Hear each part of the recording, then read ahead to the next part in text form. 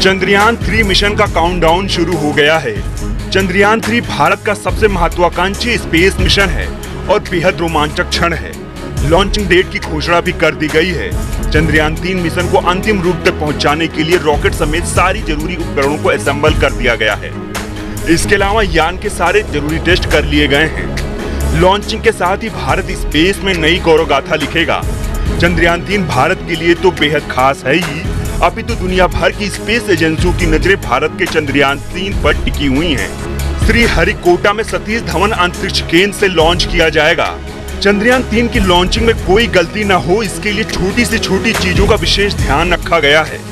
ये मिशन चंद्रयान 2 की कमियों की भरपाई करेगा।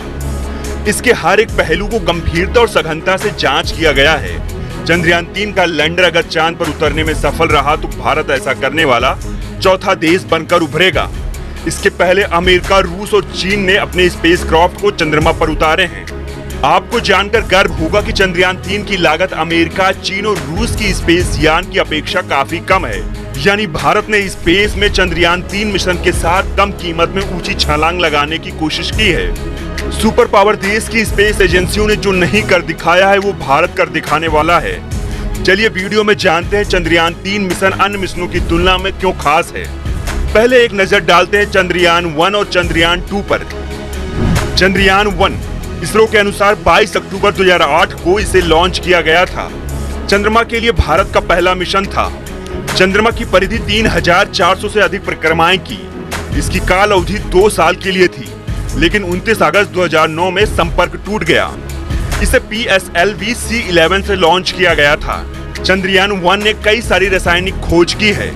इसके यान को कई सारे देश के वैज्ञानिकों ने बनाया था। चंद्रयान 2 इसरो के अनुसार 22 जुलाई 2019 को लॉन्च किया गया था। चंद्रमा की सतह को छूने से पहले ही लैंडर क्रैश हो गया था। इसे GLSV Mk3M1 रॉकेट से लॉन्च किया गया था। चंद्रयान 2 के लिए 978 करोड़ रुपए आवंटित किए गए थे, जिसमें 603 करोड़ रुपए की लागत आई थी। खैर, ये तो बात हुई चंद्रयान 1 और चंद्रयान 2 के बारे में। आपने चंद्रयान के बारे में खूब सारी चर्चाएं सुनी होंगी। चलिए आपको ये बताते हैं कि ये मिशन अन्य मिशनों की तुलना में क्यों अलग है और क्यों खास है। चंद्रयान 3 में किसी तरह का ऑर्बिटर नहीं है, क्योंकि इसरो चंद्रयान 3 के लैंडर रोवर से चंद्रयान 2 के ऑर्बिट के जरिए सीधा संपर्क करेगा। यानी आसान भाषा में समझे तो ये चंद्रयान 2 का ऑर्बिट बैकअप के लिए चांद की कक्षा में मौजूद है।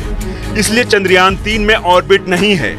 रॉकेट से अलग होने के बाद चंद्रयान 3 सीधे चांद की कक्षा तक पहुंच जाएगा। चंद्रयान 3 मिशन की एक और खास बात है, वो ये है कि दुनिया के जितने भी देशों ने चांद पर यान भेजे हैं, उनकी लैंडिंग नॉर्थ पोल पर हुई है। लेकिन चंद्रयान 3 पहला ऐसा स्पेस मिशन है जिसकी लैंडिंग साउथ पोल पर होगी। चंद्रयान 2 को भी चांद के दक्षिणी ध्रुव पर ही लैंड कराया गया था। ये अनोखा प्रयोग करने वाला भारत पहला देश है।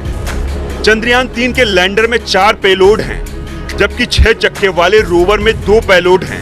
चंद्रयान 3 मिशन के साथ कई प्रकार के वैज्ञानिक उपकरणों को भेजा जाएगा, जिसमें लैंडिंग साइट के आसपास की जगह में चांद की चट्टानी सतह की परत, चंद्रमा के भूकंप और चांद की सतह पर प्लाज्मा और मौखिक संरचना की थर्मल फिजिकल प्रॉपर्टीज की जानकारी मिलने में मदद हो सके। चलिए अब जान लेते हैं चंद्रयान 3 का मुख्य उद्देश्य क्या है। चंद्रयान 3 पर सॉफ्ट लैंडिंग का प्रदर्शन कराना, रोवर को चांद की सतह पर चलाकर दिखाना, लैंडर और रोवर की मदद से साइंटिफिक जांच करना, चंद्रमा पर पड़ने वाली रोशनी और रेडिएशन का अध्ययन करेगा, लैंडिंग साइट के आसपास भूकंपीय गतिविधियों की स्टडी करेगा।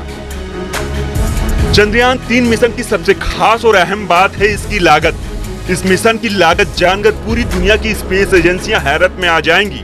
इसकी लागत चंद्रयान 1 और चंद्रयान 2 की अपेक्षा बहुत कम है। इस मिशन का बजट 651 करोड़ रुपए बताया जा रहा है। हालांकि इसरो के वेबसाइट पर इसकी लागत की जानकारी अभी उपलब्ध नहीं कराई गई है। ये आंकड़े मीडिया के हवाले से हैं। फिलहाल भारत चंद्रयान 3 लॉन्च करके इतिहास रचने की कोशिश में है। इसकी लॉन्चिंग 14 जुलाई को श्रीहरिकोटा के सतीश धवन स्पेस सेंटर से होगी। इसरो के वैज्ञानिक को उम्मीद है कि लैंडर और रोवर चंद्रयान पर 14 दिन तक काम करेंगे। भारत को चंद्रयान 3 मिशन से काफी उम्मीदें हैं।